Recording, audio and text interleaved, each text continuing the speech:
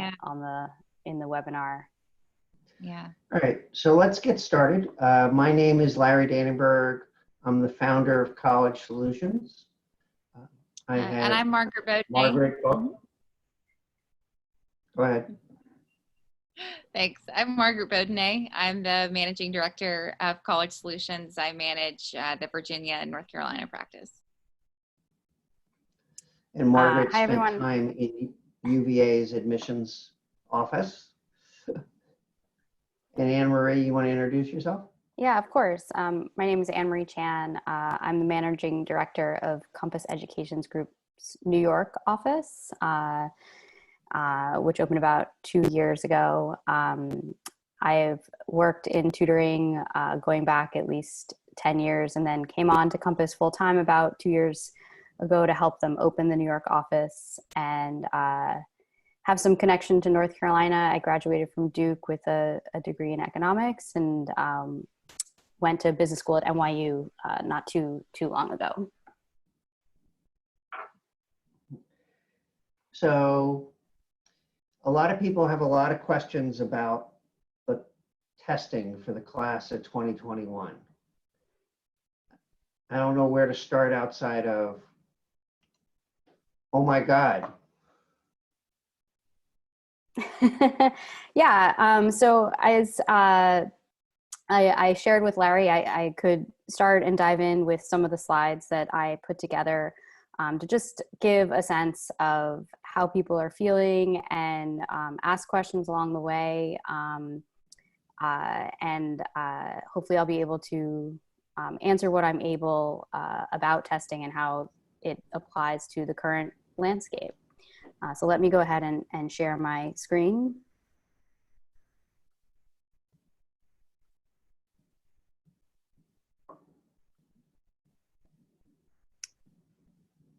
We don't have the PowerPoint. Is that up? Now we have the PowerPoint. Great. So, I mean, I first want to start actually by saying that, and I think Margaret obviously knows a little bit about this, that the people who are on the other end of the spectrum are kind of going through the same process, and that's the admissions officers. And colleges have actually given, a lot of assurances that they are going to adjust their processes for what the current environment requires. And, the question you guys are all probably grappling with a little bit is, how much can we take these assurances at face value? And I'll address some of those, but here at least are a few quotes, and there's a lot of other quotes out there that, at least can hopefully make you feel a little better about the current situation. And that, I think we were talking to mostly a group of juniors / rising seniors soon, that, the admissions officers at these schools are well aware of the environment and what is going on. Just like always, these are some of the questions that maybe you've already grappled with in terms of your testing timeline for colleges. There's more flexibility now than ever, but with flexibility comes a lot of complexity. So, which test to take, likely many of you have already figured that out, or in a rare scenario, we often strongly recommend just picking one test and putting the other behind them. But in this situation, we've actually found that that we are encouraging some families and students to just sign up for both the SAT and ACT, because it's unknown, which one they will be able to take, and we would have never said that in the past. So, some different things to think about. And then, these are a lot of the questions that still remain.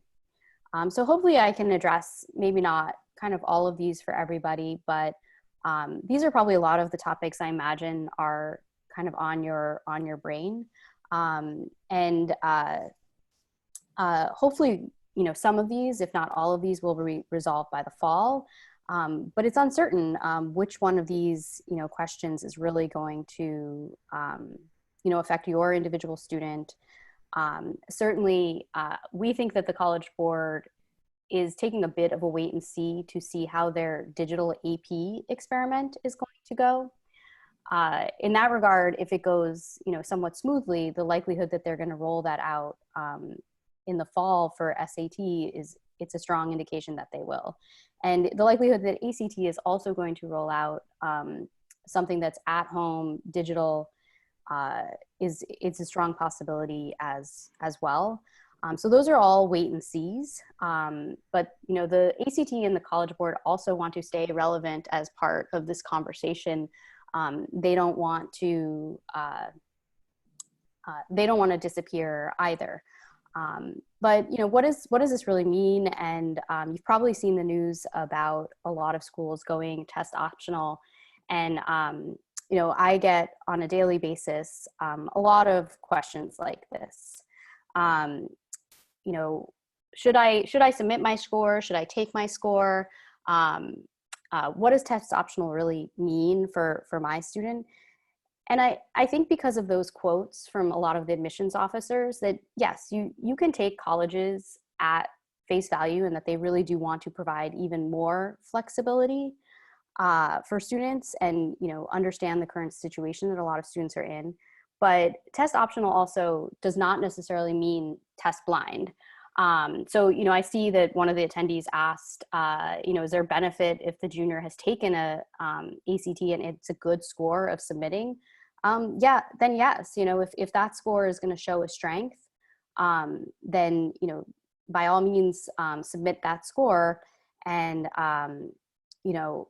if you have that benchmark and you're providing that additional piece of data for a college admissions officer, it's probably going to be much appreciated in one way or another to give context to their overall application.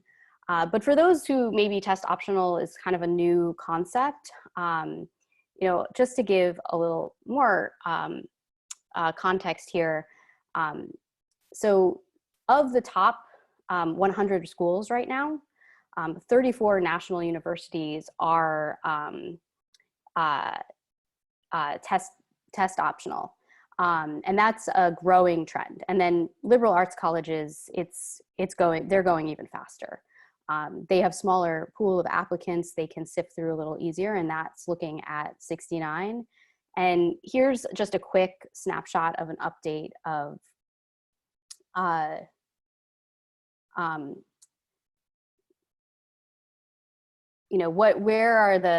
are they thinking about this, colleges? So this is just a sampling of the schools that have changed their policies. But you'll also note that many of these policies are only changing for 1 year, sort of a 1-year trial period for all of the rising seniors who are not going to be able to potentially take these tests. Some have taken a 3-year stance. Some, like a Scripps College, had kind of been planning this for many, many years. And so what that means is that they were well poised to execute on this and position themselves. But for many colleges, this is just a show of good faith that we understand that how can we require tests when many students aren't going to be able to take them.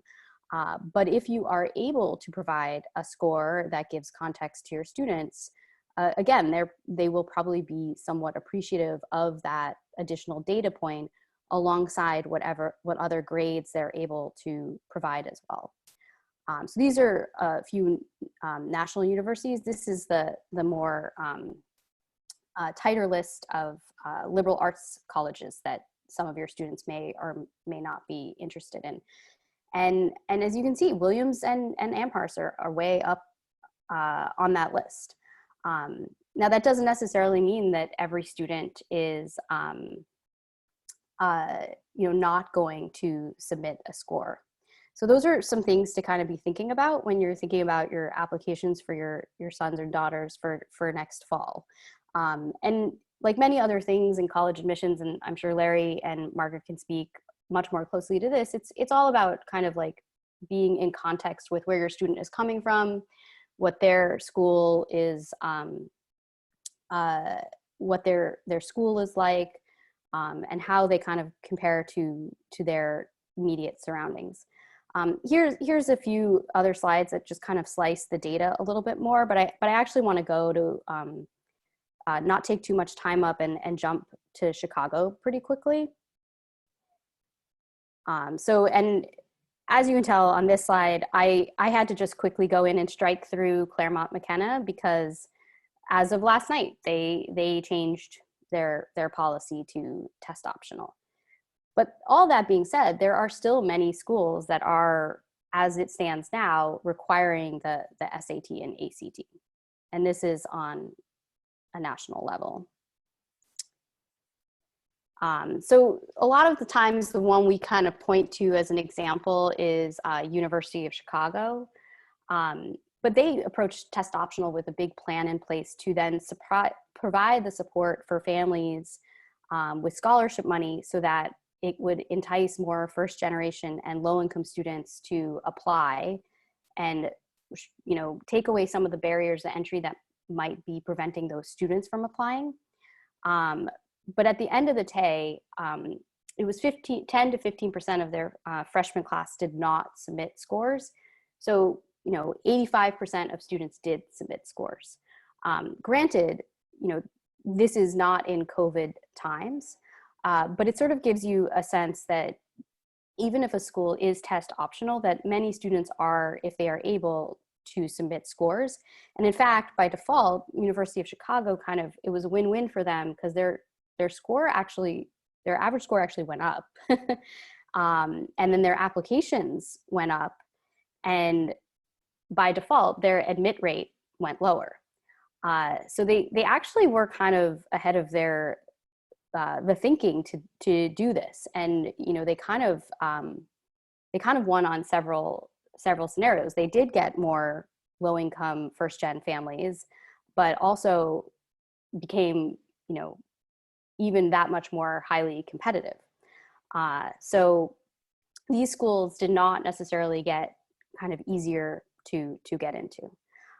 So I'll finish up a little bit here where these are some of the things that we have to, and you have to be thinking about in terms of where we were kind of before the crisis, where we are kind of right now, and how that's going to change what the fall looks like in terms of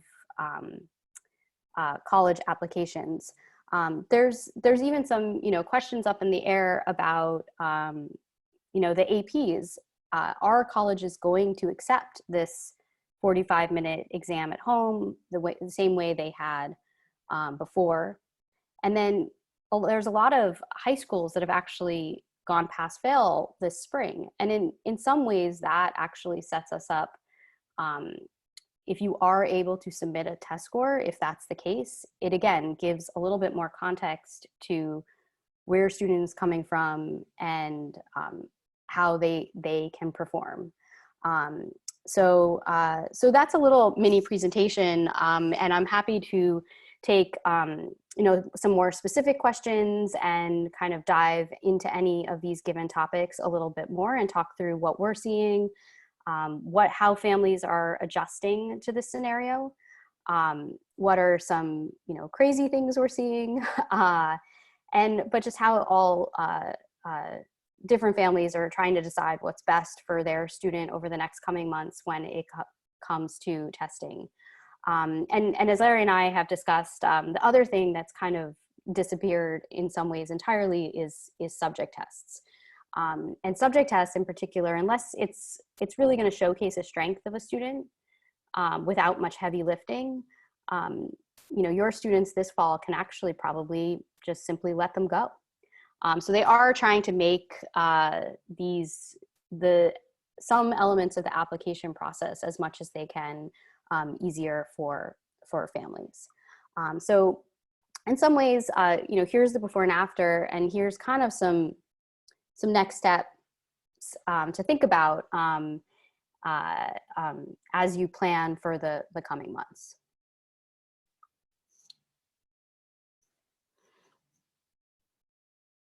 Schools. So I just saw Matt's question.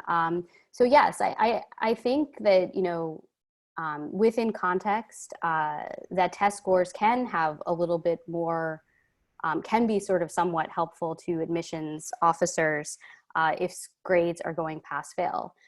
But at the same time, it's in the context of your student. So when when your student submits the application next fall, likely the same way they typically submit a school profile, the school profile is likely going to include the fact that spring semester for juniors went pass fail.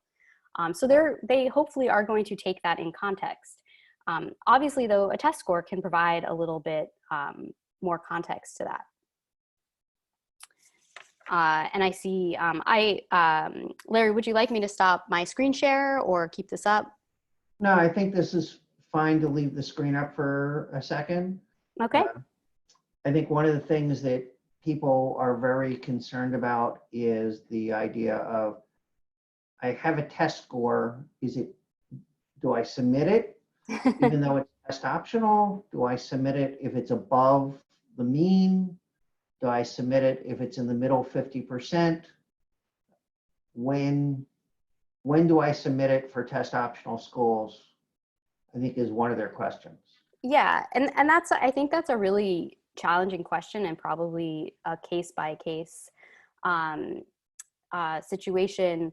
I had this conversation with a family earlier today, and again, it's coming back to this taking it in context where maybe her overall score is slightly lower than what their 25 to 75th percentile is, but maybe she's and this was the case with the student, she had like a 700 plus score on verbal and mid 600s on math, and her overall score for the particular school she was interested in, which happened to be a Claremont McKenna, is lower than where they are at, but she wants to be an English major. And so in that scenario, to me, it's still showcasing a strength for her. And the averages also are going to look very different next year. So to me, it's hard to keep those high averages up if not every student is able to take the test, as well as those sort of students who have a little bit more trophy-seeking behavior, they aren't able to take the test 3 times to get that perfect score. So it's a really, really tricky question, and I think it should all be taken in the context of your student, how they're applying. And for some students, that is going to mean we have had some families who they actually in some ways feel they've had a weight off their shoulders. Their son or daughter is, just not a great test taker. They didn't want to give in to test optional, before this sort of trend. But now that it's sort of, becoming more broad, they feel very comfortable applying test optional. So it's really, thinking about all those nuances associated with your son or daughter and how it fits in, their overall package. So one of the other questions that comes up is, I've taken the test, I've done okay. Does it make sense to take it again? And for a lot of schools, merit money depends upon test scores. So taking the test again, assuming you can get to a test, which is a big challenge these days, could mean more merit money. And it may mean that you've applied to the school, but even after you've applied, if you can take the test and your scores go up, that may mean more merit money. We have seen that happen with some schools. And there's a number of test optional schools that historically, in order to get merit money, have required standardized test scores.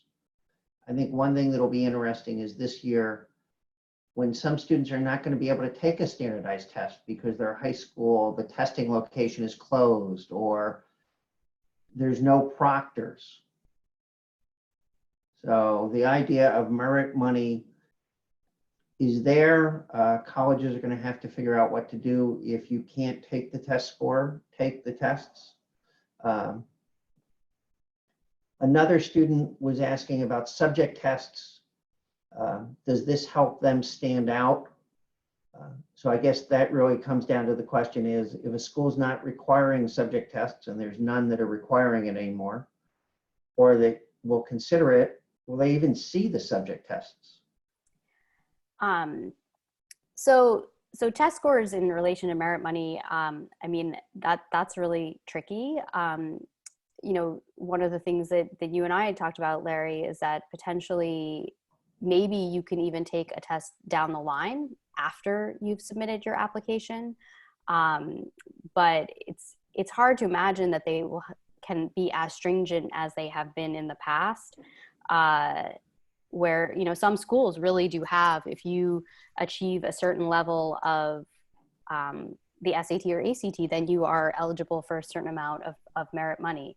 I think that we're going to have to see how much that can play out. You know, it's really, in some ways, it's not fair to put students in that position if they truly were not able to take the tests.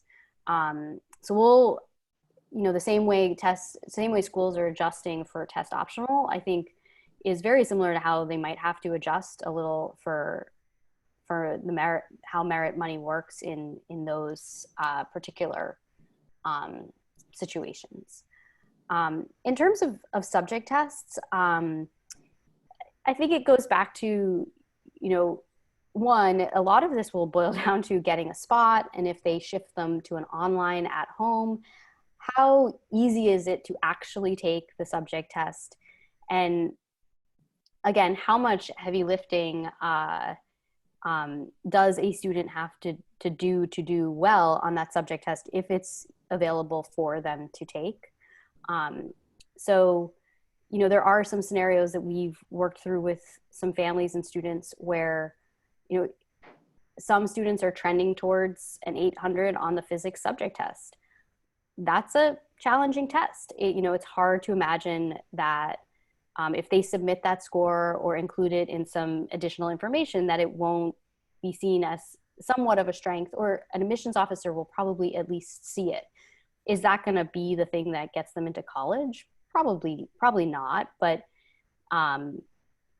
to me, it's really this showcasing a strength with the subject test. So, you know, keep that in mind when thinking through whether it's worthwhile for your student, and how much studying they would really have to do and bandwidth they have for committing to that subject test and making it a really great score. Traditionally, we've in the past seen subject test takers go from a 600 to a 750. If somebody has a baseline of a 600, I would probably say to them, don't bother. I'd almost say don't bother if you would need at least close to a 700 before you're considering, you know, sort of taking a little time out of your day to take them. Do you think school? So Anne-Marie, given how hard it is to find a seat to take the SAT or the ACT, given that the tests have been canceled and there's less facilities planned for future tests to be taken, given the number of people that are looking to take the test, kids in the past have focused on the SAT or the ACT. Are you recommending that they take whichever test they can get a chance to take the test on at this point, and so that they have data that if they decide to submit, they can submit? I don't think it's a strong recommendation, but I think it's something to consider. You know, some of you may or may not be aware. So ACT, technically the June test date is still intact. And the July test date is still intact for ACT. Whereas the next SAT is likely August. And as Jim sort of asked, the sign-up date isn't released yet. So, you know, it's where you can find these pockets of certainty, I think can be helpful for some students. but I think it should be informed by a little data. So if your student has been traditionally targeting an SAT, take an ACT practice test, see how it feels. Maybe it wouldn't be that much of a switch.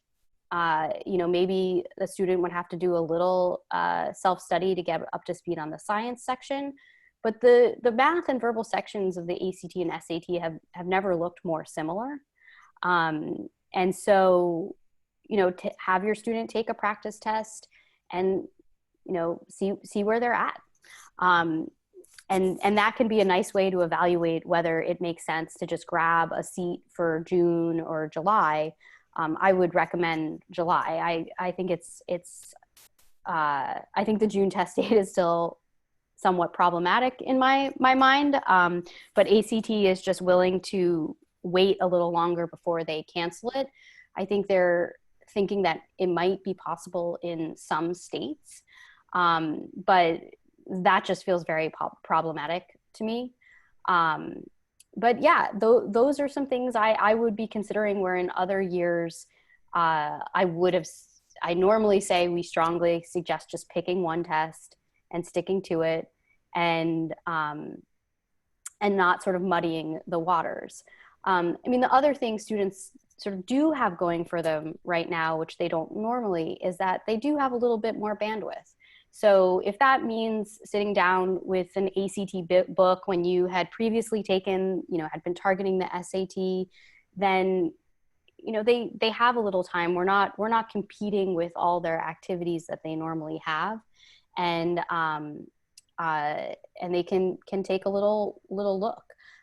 Some students might even surprise themselves and do quite well on the science section on the ACT. Or have learned enough math that it tips the scales the other way. So I don't call it a strong recommendation, but I think it's something to consider.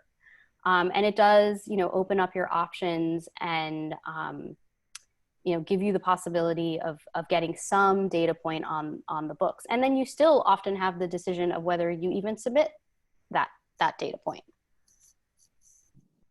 Anne-Marie, you brought up the science section of the ACT, and I know some students get very concerned that it's science. Mm-hmm. Can you go into a little bit more what skill set that's really testing, so that people sort of have more of a feel of it's more what it is versus just saying it's science? Yeah, it's really a misnomer.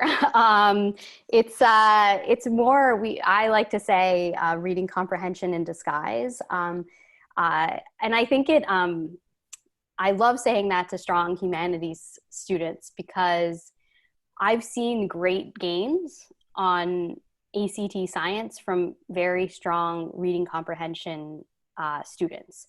So the name should not scare maybe a traditionally humanities-based student. It's just adding some numbers and interpretation of graphs mixed in.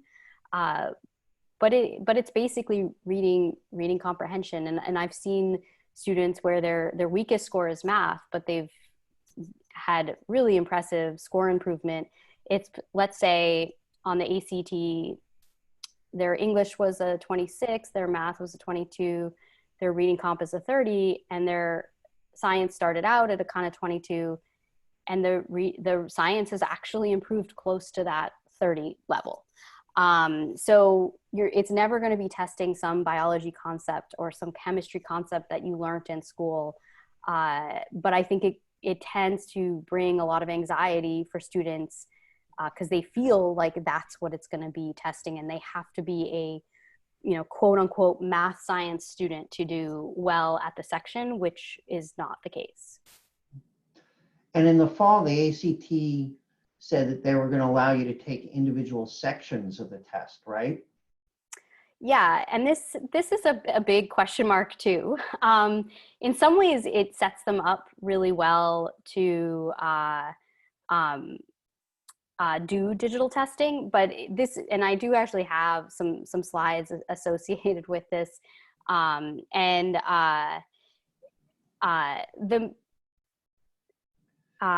So for those who don't know, it would allow students to be able to take one section of the test that maybe they hadn't performed as well on. You would have had to have taken the paper version or some full version first. But it's only going to be available in a computer-based format, which means that they have to secure testing sites that do, traditional GRE or GMAT testing, and that in and of itself is somewhat problematic. But the really big problem to me is that colleges and universities haven't wholly come out and said, we are going to accept these as part of your super score. So it's definitely a challenging situation. And on the surface, it seems like, oh, this is more options and this could be really great. But in some ways, students don't often know where their improvement is going to come. So this most benefits, for the most part, the student who has 336s and one weaker score. So they know exactly where their improvement can come from. Whereas let's say you are a strong math student and you get a 30 on math on a test, and then you have 2 28s and a 30 on science. Many students might think like, oh, I'm gonna go in and take the verbal section again. Whereas they might actually see improvement on their math score because that's already where they have a strength. So students aren't necessarily the best predictor of where their improvement is going to come. So it makes it very confusing, and it also leads to some of the trophy-seeking behavior we've seen in the past when maybe it's somewhat unnecessary. So they're still planning to roll it out. And there have been a handful of colleges and universities that have said that they will accept them, but I wouldn't rely on it at this juncture as something that is a sure thing. And again, as we come back to think about it in context, if you are a student who has a 36, a 36, a 32, and a 36, sure, maybe you are going to be a good candidate for section retesting. But then there is also that caveat of, has Harvard said that they're going to accept section retesting? So some big question marks there. And then of course the availability of it. So even within all of the COVID unknowns, this is kind of an unknown of how it's going to roll out and how successful it's going to be. And so these are some of the concerns that I was just chatting about. The other question that came up, do this students that live in states that are loosening restrictions on the coronavirus, are they going to have an advantage because they might be more able to take a standardized test versus if you're in a hot spot like New York or North Jersey or Boston or LA, and there's going to be social distancing for a longer period of time? I think it comes back to that college admissions counselors will be aware that some potential areas of the country have this available to them more so than others. And it might not be Southern versus Northern per se. It could just simply be sort of city versus rural. So some of the more extreme behavior that we've seen is a New York City-based family trying to secure a test date in Western Massachusetts instead of New York City, thinking that they'll be more likely for that test date to stick. So it's really challenging, and it's again hard to know how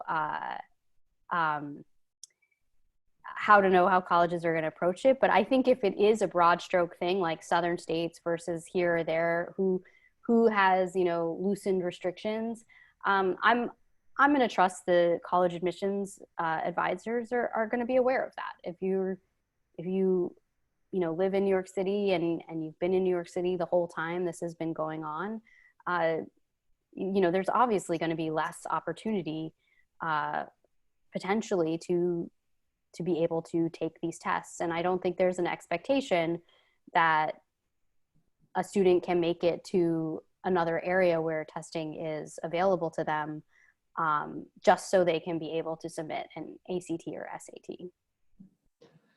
Thank you, Anne Marie. I really appreciate you and Compass Prep participating in this.